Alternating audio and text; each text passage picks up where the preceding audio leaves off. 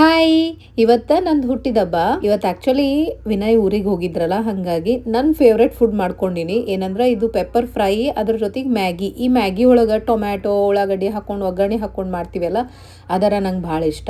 ಅದನ್ನ ಊಟ ಮಾಡಿ ಅನನ್ಯನ್ ಸ್ಕೂಲಿಂದ ಹೋಗಿ ಕರ್ಕೊಂಡು ಬಂದೆ. ಬರಷ್ಟಾಗ ಊರಿಂದ ಬಂದಿದ್ರು ವಿನಯ್. ಬಂದು ಕೆಲಸನೂ ಮಾಡಕ್ ಶುರು ಮಾಡ್ಯಾರ ನೋಡ್ರಿ. ಅದಾದ್ಮೇಲೆ ನಮ್ಮ ಅನನ್ಯ ಮೇಡಮ್ ನನಗೋಸ್ಕರ ಗ್ರೀಟಿಂಗ್ ಮಾಡ್ಯಾಳ ನೋಡ್ರಿ. ಹ್ಯಾಪಿ ಬರ್ಡೇ ಮಾಮ್ ಅಂತ ಬರ್ದಾಳ. ಆಮೇಲೆ ಆ ಡ್ರಾಯಿಂಗ್ ಒಳಗ ಇದು ನಾನಂತ ನನ್ನ ತಮ್ಮಿ ಮೇಲೆ ಒಂದ್ ಸಣ್ಣ ಬೇಬಿ ಮಾಡ್ಯಾಳ. ಅದೇನಂದ್ರೆ ನನ್ ಬೇಬಿ ಅಂತ ಹೇಳಿದ್ಲು. ಬಾಳ ಕ್ಯೂಟ್ ಅನಿಸ್ತು ನಂಗೆ ಆಕಿ ಮಾಡಿರೋದು. ಆಕಿಗ್ ತಿಳುವಳಿಕೆ ಬಂದಾಗಿಂದಾನು ನನಗೆ ಯಾವಾಗ್ಲೂ ಗ್ರೀಟಿಂಗ್ ಕಾರ್ಡ್ಸ್ ಮಾಡ್ಕೊಡ್ತಾಳ ಆಕಿ. ಇವನ್ ನಾ ಬೇಜಾರಾಗಿ ಕೂತಿದ್ನೆ ಅಂದ್ರ ಆ ಟೈಮಿಗೆ ಹೋಗಿ ತನಗ್ ಏನ್ ಅನಿಸ್ತದ ಆ ರೀತಿ ಗ್ರೀಟಿಂಗ್ ಕಾರ್ಡ್ಸ್ ಮಾಡ್ಕೊಂಡ್ ಬಂದು ನನಗ್ ಹ್ಯಾಪಿ ಮಾಡ್ತಾಳ. ಆಮೇಲೆ ಇವತ್ತ ವಿನಯ್ ಡಿನ್ನರ್ಗೆ ಹೊರಗೆ ಹೋಗ ಬಂದಿದ್ರ, ಹಂಗಾಗಿ ಒಂಚೂರು ರೆಡಿ ಆಗಾಕತ್ತೀನಿ. ಇದು ನೋಡ್ರಿ, ಇದು ಡಾಲ್ಬಾ ಸೆಟ್ಟಿಂಗ್ ಸ್ಪ್ರೇ. ಆಕ್ಚುಲಿ ಆ ಸ್ಪ್ರೇ ಮಾತ್ರ ಭಾರಿ ಬೆಸ್ಟ್ ಅದ. ಈ ಸ್ಪ್ರೇ ಒಂದ್ ಹಾಕೊಂಡ್ಬಿಟ್ರೆ ಸಾಕು, ಮುಖದ ಮೇಲೆ ಶೈನ್ ಮಾತ್ರ ಬಹಳ ಚಲೋ ಇರುತ್ತ. ಆಮೇಲೆ ಒಂಚೂರು ಹೇರ್ ಸೆಟ್ ಎಲ್ಲ ಮಾಡ್ಕೊಂಡು ಜಸ್ಟ್ ಕಾಂಪ್ಯಾಕ್ಟ್ ಪೌಡರ್ ಮತ್ತೆ ಲಿಪ್ಸ್ಟಿಕ್ ಕಾಜಲ್ ಅಷ್ಟೇ ಹಚ್ಚಿರೋದು. ಮುಖದ ಮೇಲೆ ಮಸ್ತ್ ಶೈನ್ ಕಾಣಕತ್ತಿತ್ತು. ಅದು ಸ್ಪ್ರೇ ಮಾತ್ರ ಬಹಳ ಚಲೋ ಅದ.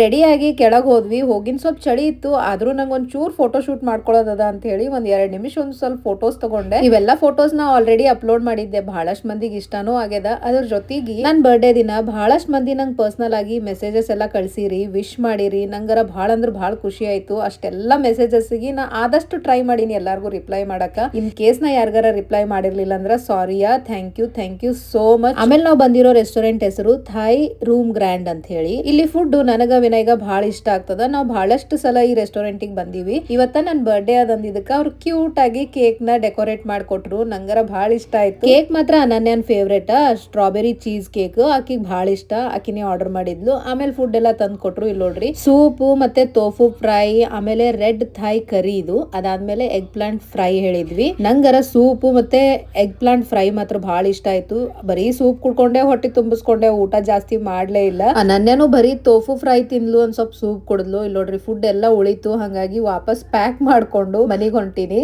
ಈ ಲಾಗ್ ನಿಮ್ಗೆಲ್ಲರಿಗೂ ಇಷ್ಟ ಆಗ್ಯದ ಅನ್ಕೊಳ್ತೀನಿ. ಮುಂದಿನ ಲಾಗ್ನಾಗ ಸಿಗ್ತೀನಿ. ಬಾಯ್.